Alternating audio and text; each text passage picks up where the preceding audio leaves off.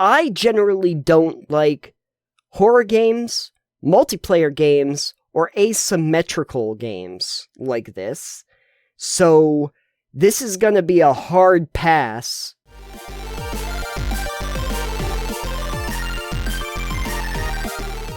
Alex, you have presented me with something that you got from Clayton Calix, correct?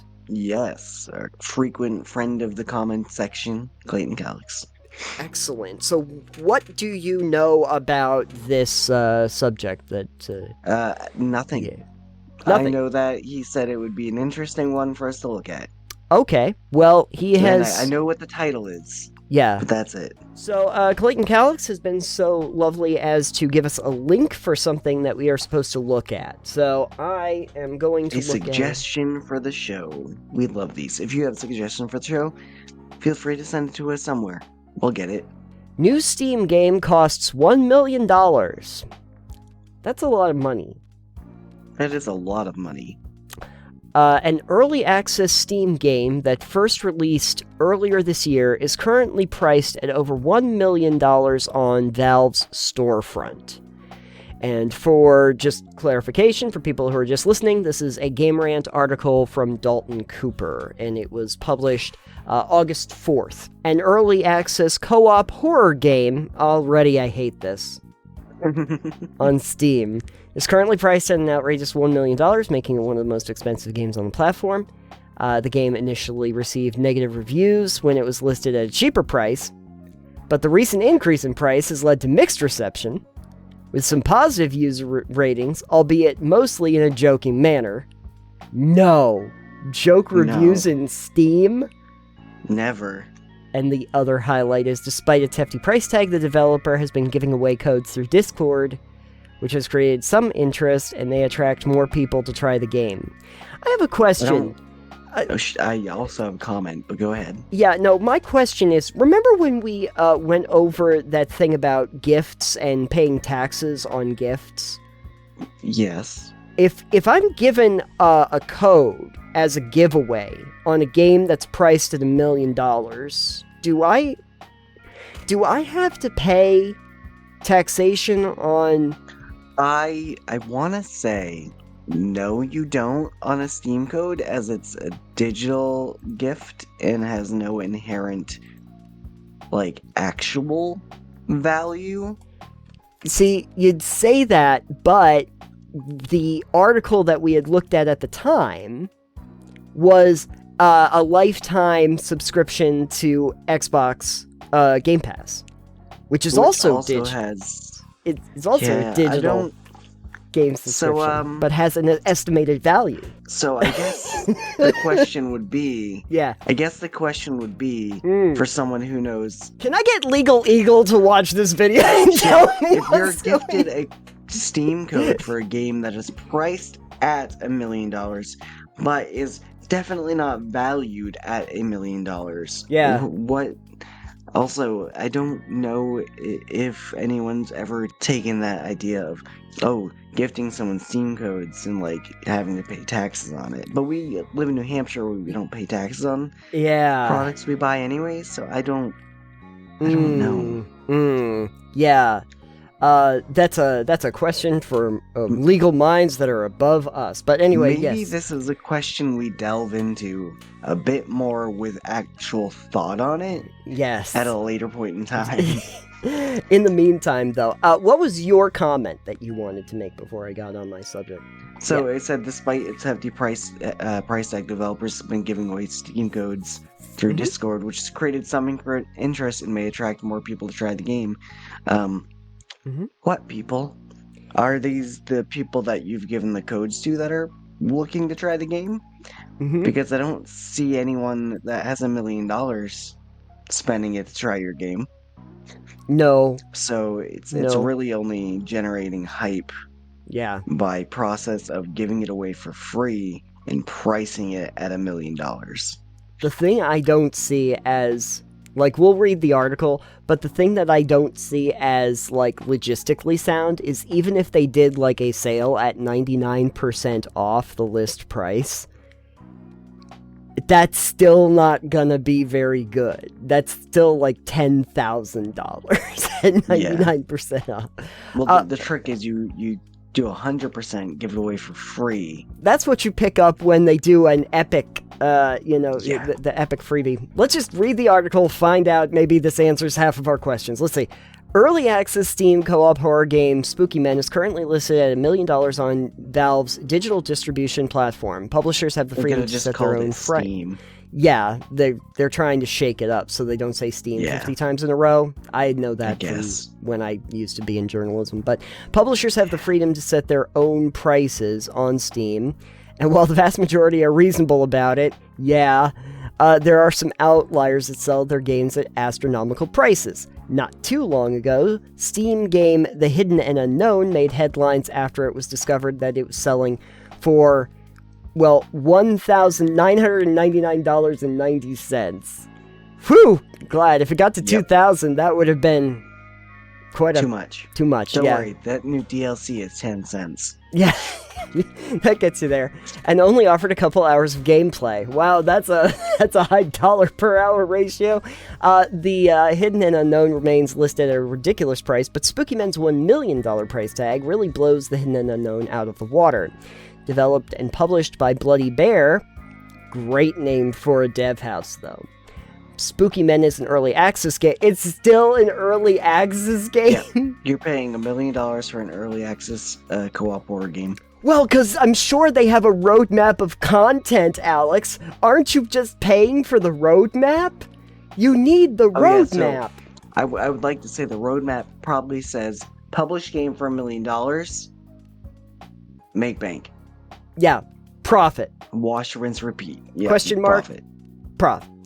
It's an early access game that first released on May 9th. It seems like that when it first launched, it was listed at a far more reasonable price, and was even listed for as low as 59 cents at one point. Okay, that sounds more rational. According to SteamDB. Those that tried the game at the time gave it negative reviews. That's not good if you're getting a 59-cent game and getting negative reviews for it. But since the massive price increase, its overall reception has turned from negative to mixed. The more recent user ratings for the game have been positive, though they are mostly joke reviews. If people are not familiar with Steam, I do have to say that there are games that I have picked up, or that I have seen, where it has a very, very positive review, and people might have really liked it, but the reviews are not serious about it regardless. So be aware. Even though like Pseudo Regalia is like a great little Metroidvania game that they were giving away, most of the comments there are talking about how there's like a goat girl that's the main protagonist. Well, that's interesting though, because like even Iron Pineapple just played that and was like, wow, this is actually a really fantastic game. It's an actually really good game. Don't get me wrong. It's actually great. Yeah, 3D platformer though. Yeah. I was actually really happy when I saw Iron Pineapple played that. It's like, oh good, I'm not alone.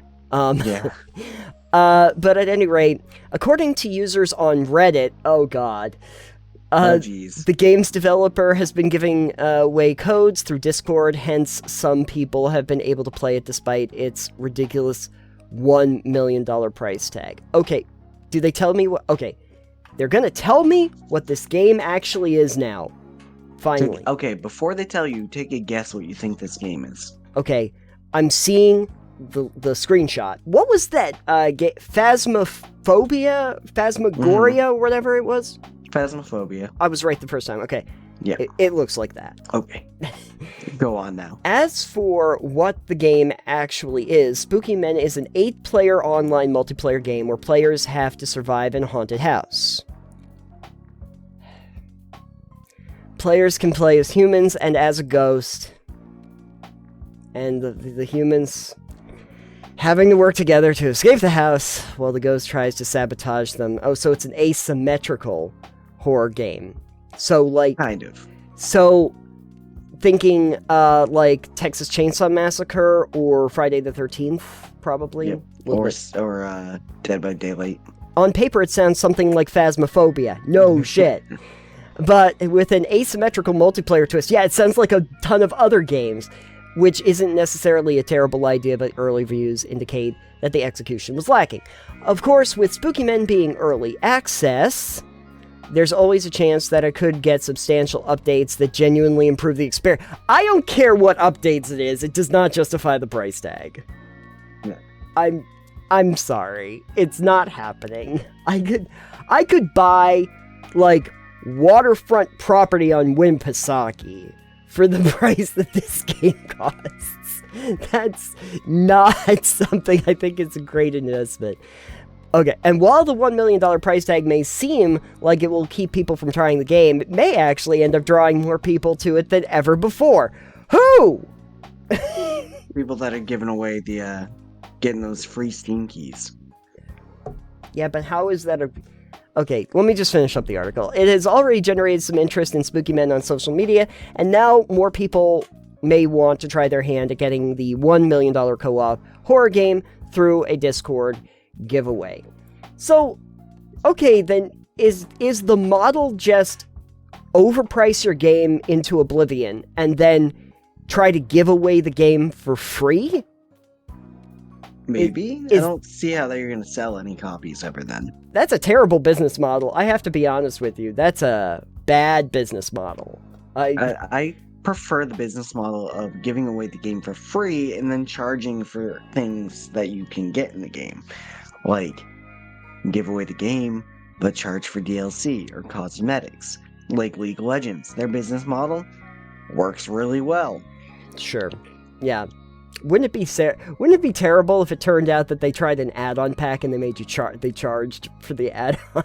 Because I'm seeing that the actual price is technically $999,999.99. So there could be a penny DLC, right? So that we can get to the 1 mil. I think that would be fine. You know? Yeah. I'd pay a penny for DLC.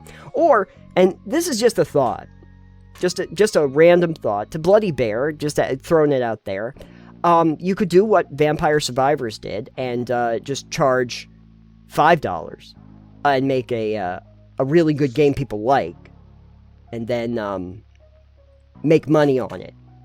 And then have everybody copy your game format for the next 6 months. For the next 6 months. And then eventually release some add-ons that you can sell for like $3 each. And then make a bank on all of that, too, for the 3 other things that you put out there. You could do that model, too. I generally don't like horror games, multiplayer games, or asymmetrical games like this. So this is going to be a hard pass for me. I sit there. The one time I actually tried a game like this, I think was... when Evolve was out, if you remember Evolve from back in the day. Wasn't that the players versus a monster? Yeah, and you could play the monster, or you could play the thing. I didn't have anyone to play with, so it was all like AI at the time. And then I also did try that Friday the 13th one, but only so I could see what it felt like to actually play Jason Voorhees. Or that's all I really cared about trying. Besides that, like, I don't have any real desire to play this kind of a game. I have not played Phasmophobia, nor do I have any interest in ever doing so. Same. Yeah. Not really a fan of the social deduction and, like, games that require that level of teamwork, honestly. And here's the other thing that I'm realizing is a big problem. It's not just selling the one copy for $1 million. This is an 8-player online multiplayer game. To get 8 people, they all have to buy the game, right? You don't get, like, 8 codes, right? Like, it's not like Don't Starve Together, where you get a code for a friend when you buy... which is honestly also a really good thing. For a multiplayer game, it's kind of necessary to have other people playing the game to make it work. So...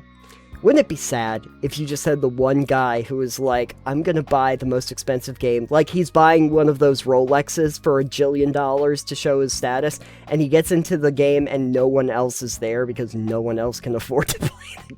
Then you get into the scenario of the Dead Online Worlds thing. Mm-hmm.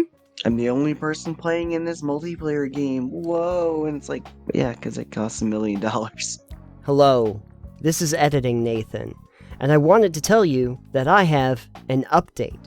That Game Rant article, as we mentioned, was published on August 4th, and that made me start thinking that I needed to go and see the actual store page for myself for Spooky Men.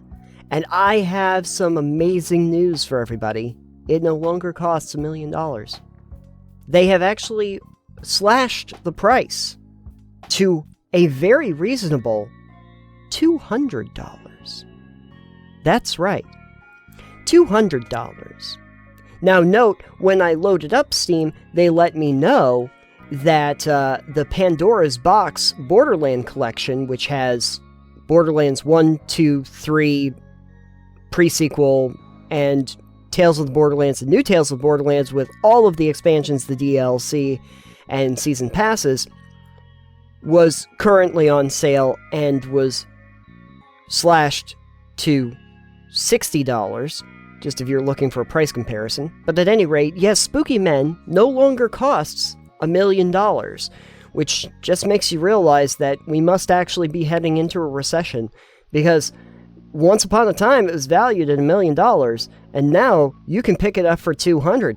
Who knows what it will be next month? So, thank you to developer Bloody Bear for being very pro-consumer and cutting the price of your game by several decimal points. Is that the takeaway? Yes, we think. Okay, back to the episode. I don't think this is a very good idea. That's my takeaway. Alex, your thoughts? Gift me a gift code and I'll see if I have to pay taxes on it, and then I'll sue you. Yeah, seriously.